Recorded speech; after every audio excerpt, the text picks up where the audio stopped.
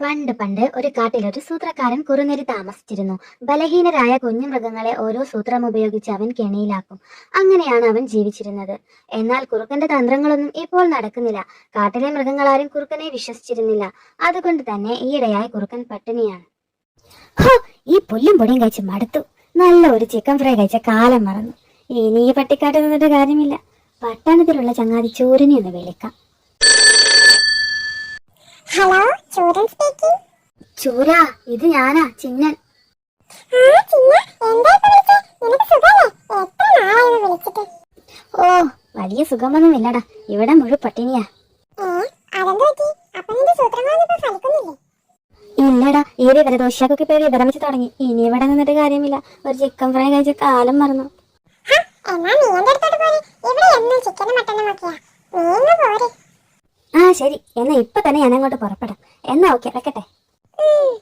അങ്ങനെ ചിന്നൻ കുറുക്കൻ ഗ്രാമത്തിലെത്തി. അവിടെ കുറുക്കനെയും കാത്ത് ചൂരനിരിപ്പുണ്ടായിരുന്നു.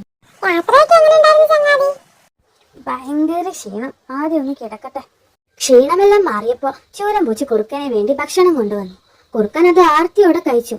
ഭക്ഷണമെല്ലാം കഴിച്ചു കഴിഞ്ഞ് അവർ രണ്ടുപേരും വിശേഷങ്ങൾ പറയാൻ തുടങ്ങി.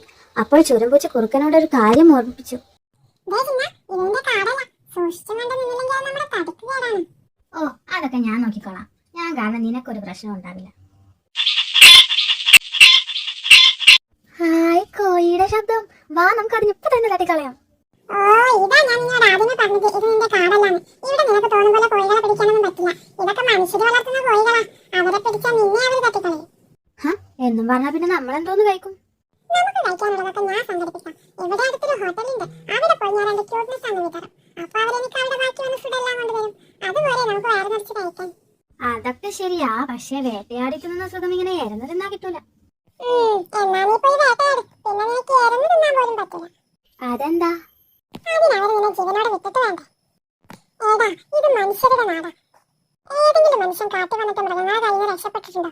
ഇല്ല. അതുപോലെ തന്നെ ഇവിടേക്ക് വരുന്ന കാട്ടുമൃഗങ്ങളെ അവരും വെറുതെ വിടില്ല.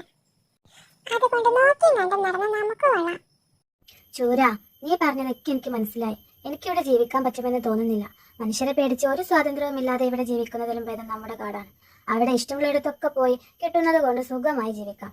അല്ലാതെ ഈ വീടിന്റെ ഉള്ളിൽ നിന്ന് പുറത്തിറങ്ങാതെ നീ കൊണ്ടുവരുന്ന ആഹാരം കാത്തു കഴിയാൻ എനിക്ക് പറ്റില്ല. അതുകൊണ്ട് ഞാൻ ഇപ്പൊ തന്നെ കാട്ടിലേക്ക് പോവാ. ശരിയാ, നീ പോയിക്കോളൂ ചങ്ങാതി. നിന്റെ സ്വാതന്ത്ര്യം കളഞ്ഞ് നീ ഇവിടെ ജീവിക്കേണ്ട ഒരു കാര്യവുമില്ല. അങ്ങനെ ചൂരൻ പൂച്ചയോട് യാത്ര പറഞ്ഞ് ചിന്നൻ കുറുക്കൻ തിരിച്ച് കാട്ടിലേക്ക് തന്നെ പോയി.